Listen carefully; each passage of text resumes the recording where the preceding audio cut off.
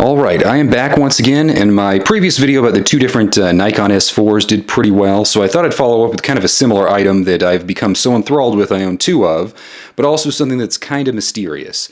So, as you can probably tell from the packages, this one especially and kind of that one, these are made by Komura, or a company from Japan called Sanyo Kyoki, I believe is how it's pronounced. Probably butchering that pronunciation.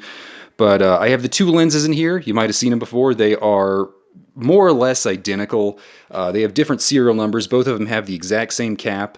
Both of them seem to have the exact same viewfinder. I think this one's clearer than this one. I think some of that just has to do with how it was stored over the years. And of course the two lenses, which are pretty much identical. You have no lens rear cap on this one and a rear cap on this one that's made out of metal. Their serial numbers are pretty close. They're off by, I think it's about 400. But again, they're pretty much identical by all other standards. And I really love these lenses. I love this one so much I doubled down and bought this one. I really like the look of it. It's got a, it's coated. I think the coatings are kind of antiquated, and it gives you a slightly over-exaggerated color look, which I really like, especially on film. I think it works really well. I've gotten some nice look on some expired Kodak Gold, and just black and white films come out nice. They've got a nice contrast, so it has a perfect balance of being usable on color and black and white, which is something some vintage lenses can't really do. I really like this setup and the look and everything. It's got a nice depth of field that's pretty easy to pull out, especially when you get a little faster, around f2.8 or so. And also, it works really well when you get kind of close to stuff around the minimum focusing distance. It has a really dramatic fall off and a really beautiful bokeh quality. So I think it has pretty much everything I'm looking for in a vintage lens. But the question is, who made these? Because if you look this company up online, there is almost no information in English.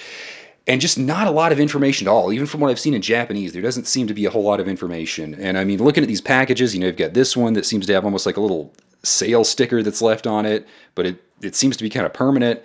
They're wildly different packages or cases, even though these two lenses were probably made within a year of each other, maybe even within a few months of each other.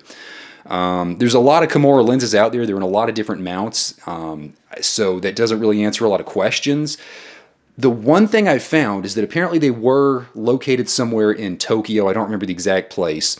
And they probably went out of business in the like mid-80s, maybe kind of the later 80s.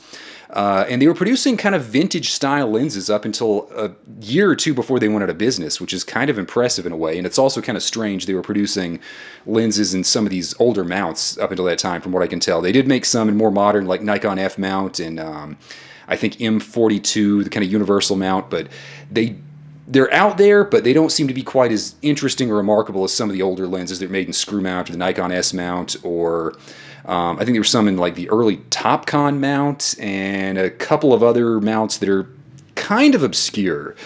Regardless, I really like them. And back to the history, so essentially what happened is it looks like the company went out of business, and one of the engineers founded YK Optics in Yokohama, which is a major city that's maybe an hour south of Tokyo.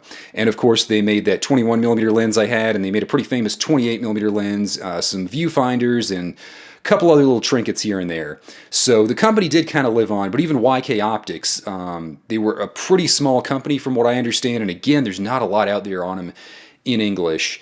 But they did exist up until probably the early 2000s, and they made a few different lenses. They technically made at least two variations of the 21mm lens. I think they made about 3 or 4, maybe 5 variations of the 28mm lens. They made viewfinders for both of them. They made some alternate viewfinders. I have one of them around somewhere for lenses they didn't even make, like 35s.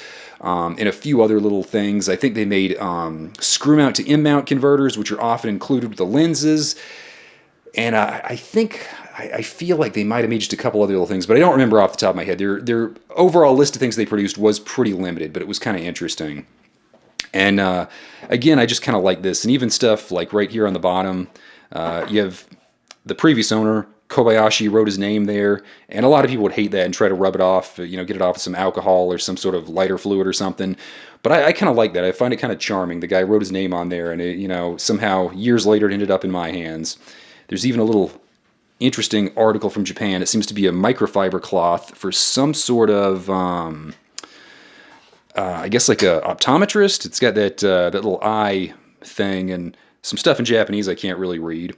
I also have a lens hood, something you don't see a whole lot for the Komuras, but this does fit the 35s. It does seem to have an adapter that came with it, so this might have been technically built to go on like a 28, and they made the adapter to fit it on the 35, but that's kind of interesting. You don't see tons of their lens hoods, and again, I was just kind of glad to obtain all this stuff and not only have one of these lenses, but two of them, which I doubt there's many people who have two of them.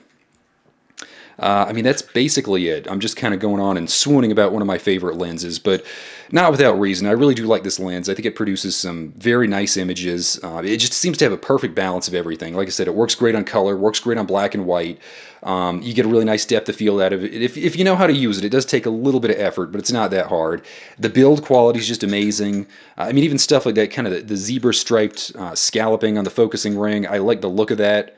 Nikon didn't do that on any of their lenses to my knowledge, so it's kind of neat to see it on some of the third-party ones. It makes them stand out a little bit more. But again, just another one of my strange little videos on some strange little things from my collection. So hopefully you enjoyed.